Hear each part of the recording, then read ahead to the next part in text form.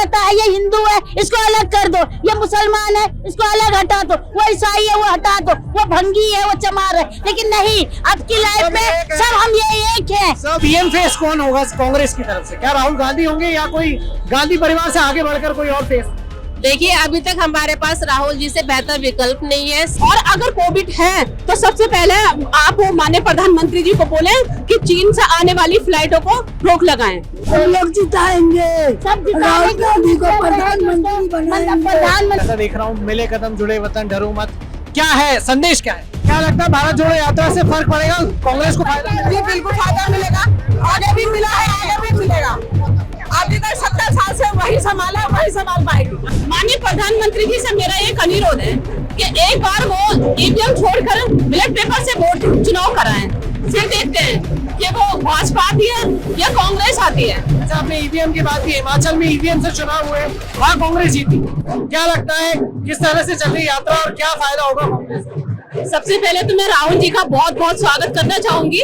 Delhi NCR में उनका बहुत हार्दिक स्वागत है और तहे दिल से धन्यवाद भी है कि वो भारत जोड़ो यात्रा मतलब भारत को जोड़ने का काम कर रहे हैं, न कि विपक्ष की तरह भारत को तोड़ने का काम कर रहे हैं, नफरत फैलाने का काम नहीं कर रहे हैं, नफरत को हरा के मोहब्बत लाने का काम कर रहे हैं। और हमारी भारत जोड़ो यात्रा ये संदेश है उन लोगों के लिए, उन पाखंडियों के लिए जिन्हें ऐसा लगता है कि ये हमारा भारत देश उनके बाप का है।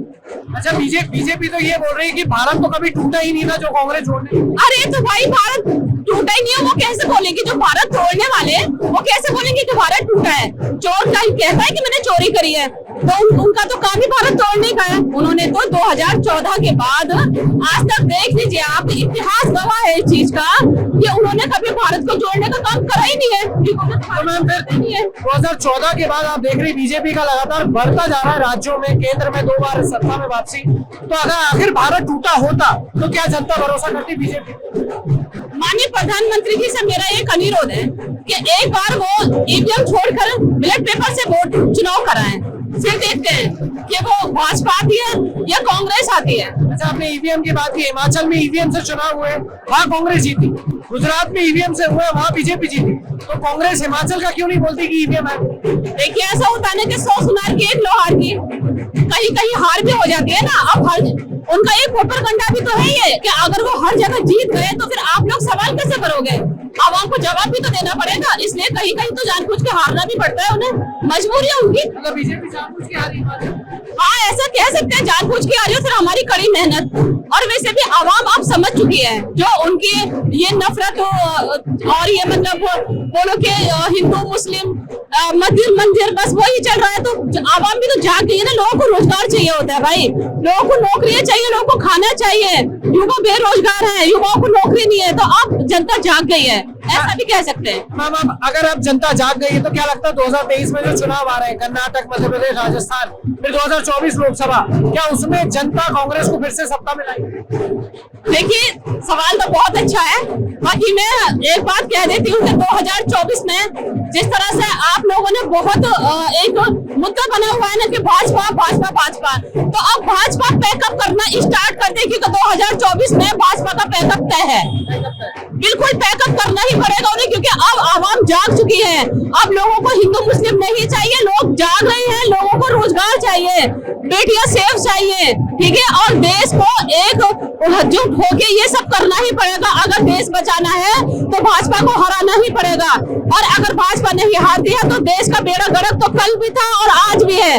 2014 की बात में हमारा देश किस स्थिति में आ गया है, ये बात किसी से ना छुपी है और ना ही किसी को बताने की जरूरत है। अच्छा, केंद्र ने अभी कोरोना को लेकर भारत जोड़ो यात्रा पे सवाल उठाया कि आप यात्रा रोक दीजिए, कोरोना वापस आ रहा है, क्या लगता है इस बारे में? हाँ, ये सवाल बहुत अच्छा किया है आपने। अगर कोरोना वापस आ रहा है तो क्या कांग्रेस के लिए ही आ रहा है? माननीय प्रधानमंत्री जी संसद में मास्क लगा के बैठते हैं क्योंकि वहाँ पे मीडिया उनका फेस कर रहा होता है ना, इसलिए बैठते हैं।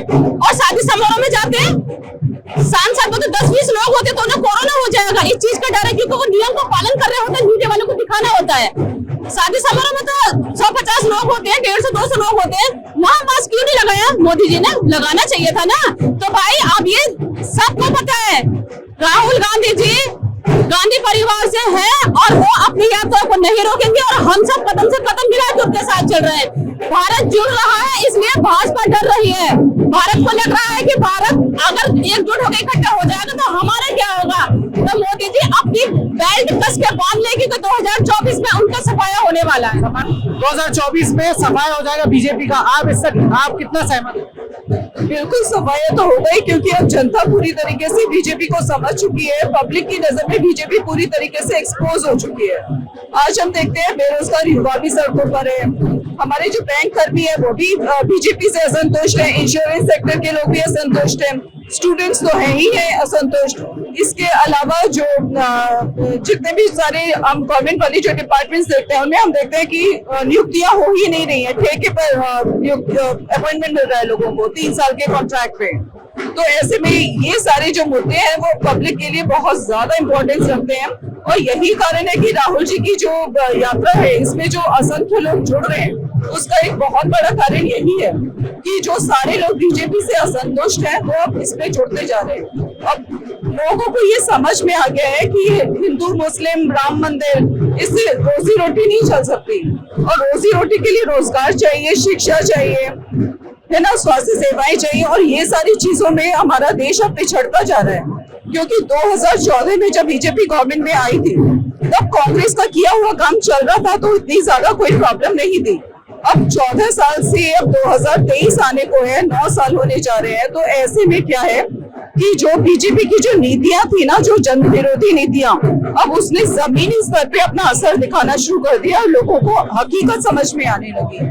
और यही कारण है कि जब मेजॉरिटी में जब जनता किसी पार्टी के अगेंस्ट हो जाती है तो सत्ता परिवर्तन तो फिर होकर रहता है। ऐसा देख रहा हूँ, मिले कदम जुड़े वतन डरो मत, क्या है संदेश, क्या है संदेश ये है कि इस वक्त जो भी अव्यवस्था फैली हुई है, बेरोजगारी है, जो जनता के मुद्दे हैं वो सुलझाए जाएंगे और अगर कोई आपको डराता है तो हमें डरना नहीं है, हमें पूरी ऊर्जा के साथ हमें आगे बढ़ना है और अपने नेता राहुल गांधी जी में हमारा बिल्कुल विश्वास है। 2024 में हम सरकार बनाएंगे और देश में जो हालात बिगड़ गए हैं उन्हें सुधारेंगे।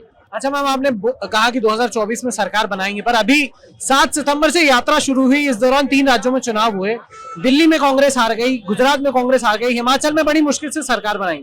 अब 2023 विधानसभा चुनाव है, कर्नाटक, राजस्थान, मध्य प्रदेश, फिर 2024, तो इतने बड़े टास्क को क्या कांग्रेस आसानी से पार कर पाएगी? क्या फर्क दिखेगा कांग्रेस में? देखिए, अब ये इतना बड़ा प्रश्न चिन्ह आप देश की उस पार्टी में उठा रहे हैं जो 70 सालों से सत्ता में थी। अब जब हम थे उस वक्त बीजेपी नहीं थी, उस वक्त इस तरह के सवाल बड़े बेतुके लगते हैं। ये समय समय की बात होती है।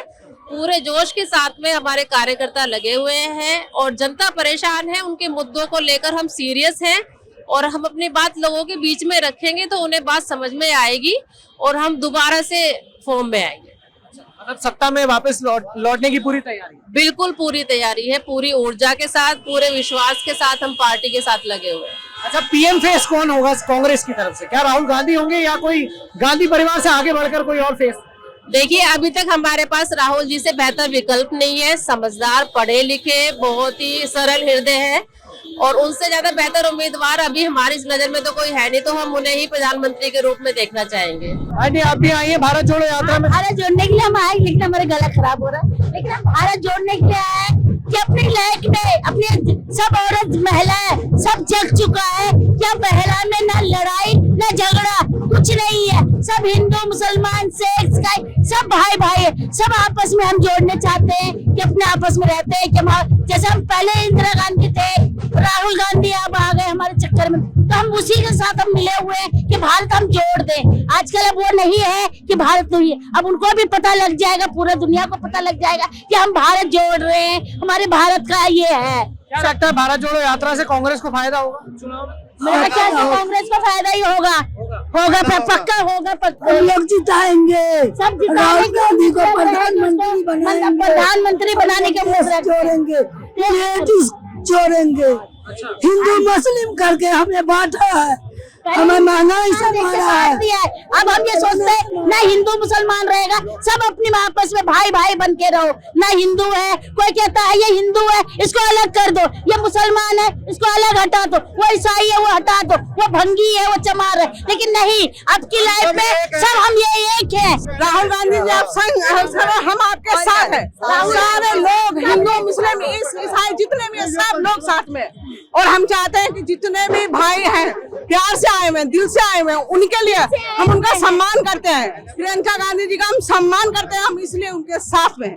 हम यही चाहते हैं कि राहुल गांधी जी संघर्ष करो, हम आपके साथ में हैं। क्या लगता है भारत जोड़ो यात्रा से फर्क पड़ेगा, कांग्रेस को फायदा मिलेगा? जी बिल्कुल फायदा मिलेगा, आगे भी मिला है आगे भी मिलेगा। अभी तक 70 साल से वही संभाला वही संभाल पाएगी, और कोई सरकार नहीं संभाल पाएगी। और आज तक जो भी किया है ना उन्हीं के नस्ल कदम पे चल रहे हैं, अलग से कुछ नहीं करा है, ना मोदी जी ने करा है ना केजरीवाल जी ने करा है तो सिर्फ इंदिरा गांधी जी ने करा, जो उसी के नस्ल कदम पे हम सब चल। फिर कांग्रेस क्यों सिमटती जा रही पूरे? जी नहीं सिमट रही, दोबारा से हर चीज का एक बदलाव होता है। अब बदलाव आ रहा है, कांग्रेस आ रही है, जोर शोर से आ रही है। हम लोग आपको विश्वास दिलाते हैं ऐसा आएगी कि लोग सोचते रहेंगे, फिर 70 साल कहीं से हटकर नहीं जाएगी। अच्छा, उनका एक बयान अभी वायरल हो रहा है, नफरत के बाजार में मोहब्बत की दुकान खोलने आया हूँ, इसका क्या मतलब समझा? उसका मतलब ये है कि जितना द्वेष आजकल, एक सौहार्द की स्थिति होती थी, पहले चुनाव होते थे, राजनीति पहले भी होती थी, लेकिन जो पार्टी के समर्थक होते थे उनमें इतनी द्वेष भावना नहीं होती थी, जो कि हम अब महसूस कर रहे हैं, हम अब फील कर रहे हैं। पहले क्या होता था, लोग जलसे निकालते थे अपने अपने पार्टी के, तो दूसरे दल के लोग देख के अभिवादन करते थे, नमस्कार करते थे। लेकिन अब ऐसा माहौल है कि लोग एक दूसरे को देखना पसंद नहीं करते। लोग ये भूल गए हैं कि राजनीति हमारे लिए की जा रही है, हमारे भले के लिए की जा रही है। हमें नफरत नहीं फैलानी है, हमें प्यार से रहना है, मिलजुल कर देश चलाना है। तो उसी चीज को देखते हुए ये माहौल है। अभी एक बयान वायरल हो रहा है राहुल गांधी का कि नफरत के बाजार में मोहब्बत की दुकान खोलना है, उसका मतलब क्या समझे? उसका मतलब ये है कि बीजेपी ने जो हिंदू मुस्लिम की राजनीति करी उसकी वजह से लोगों के दिल में पहले तो डर फैलाया, इसीलिए राहुल जी कहते भी है डरो मत, डर को खत्म करो। उसका कारण ये क्योंकि डर होता है तो नफरतें आती हैं, और डर से नफरतें कैसे आती हैं? वो ऐसे आती है कि हिंदुओं को पहले डराया जाता है कि मुसलमानों की संख्या बढ़ गई तो तुमको मार काट डालेंगे, ठीक है। इससे क्या होता है, नफरतें पैदा होती है सांप्रदायिक आधार पर, एक संप्रदाय के लोगों में दूसरे संप्रदाय के प्रति, और यही नफरतें जो है ना, ये हमारे समाज को, देश को बांटने का काम कर रही है।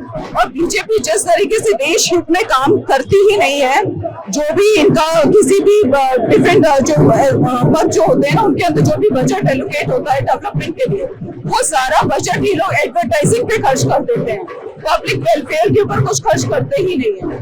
तो यही चीज है कि इसकी वजह से अब सारे जो लूप होल्स है ना, इनके उभर के सामने आ रहे हैं। हम एक आखिरी सवाल, कांग्रेस को अब ऐसा लग रहा है कि बीजेपी से ज्यादा डर शायद आम आदमी पार्टी से होना चाहिए, क्योंकि वो विकल्प बन के उभर रही है। क्या लगता है, किस तरह से दिखती है?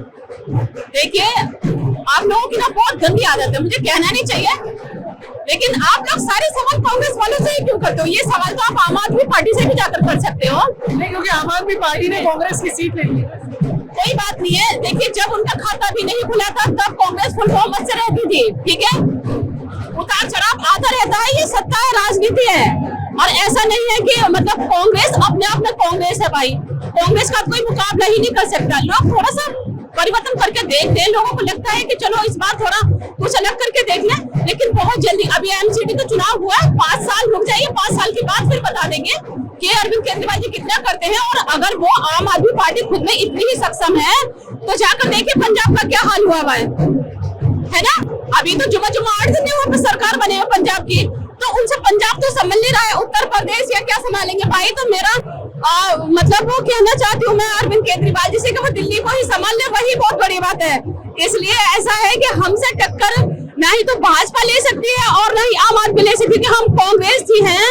और गांधी परिवार एक ऐसा परिवार है जो 70 साल देश के लिए बहुत कुछ दे दिया, जो किसी की बाप की औकात नहीं है कि कोई कुछ दे पाए इस देश के लिए। जो गांधी परिवार ने देश के लिए दिया है, कोई दूसरा आज तक न इतिहास में दे सकता था और ना ही दे सकता है और ना ही कोई देगा। और रहा सवाल कोरोना का, तो भाई ऐसा है, अगर कोरोना फैल रहा है, कोविड आ रहा है, देखिए कोविड कोई जात और धर्म से तो होता नहीं है। कोविड का उल्लंघन हम भी नहीं करना चाहेंगे, ना ही हमारे नेता करना चाहेंगे, क्योंकि मौत तो मौत होती है, जिंदगी सबकी होती है। इसलिए अगर कोविड सच में कोविड है तो हम लोग नियमों का पालन करेंगे, हर सेफ्टी का ध्यान रखेंगे, लेकिन हम अपनी यात्रा बंद नहीं करेंगे। और अगर कोविड है तो सबसे पहले आप माननीय प्रधानमंत्री जी को बोले कि चीन से आने वाली फ्लाइटों को रोक लगाएं, जो अभी तक नहीं लग रही है। तो ये भाई कोई कोविड नहीं है, बस वो बौखला रहे, बहुत घबरा रहे, क्योंकि भारत जुड़ रहा है, इसलिए उन्हें समझ नहीं आ रहा है कि क्या करना चाहिए क्या नहीं करना चाहिए, और वो पूरी कोशिश करें कि भारत जोड़ो यात्रा रुक जाए, जो बिल्कुल रुकने वाली नहीं है। ये हम कह देते हैं मोदी जी से कि अपनी बेल्ट संभाल कर रखें, 2024 में तय कब है उनका।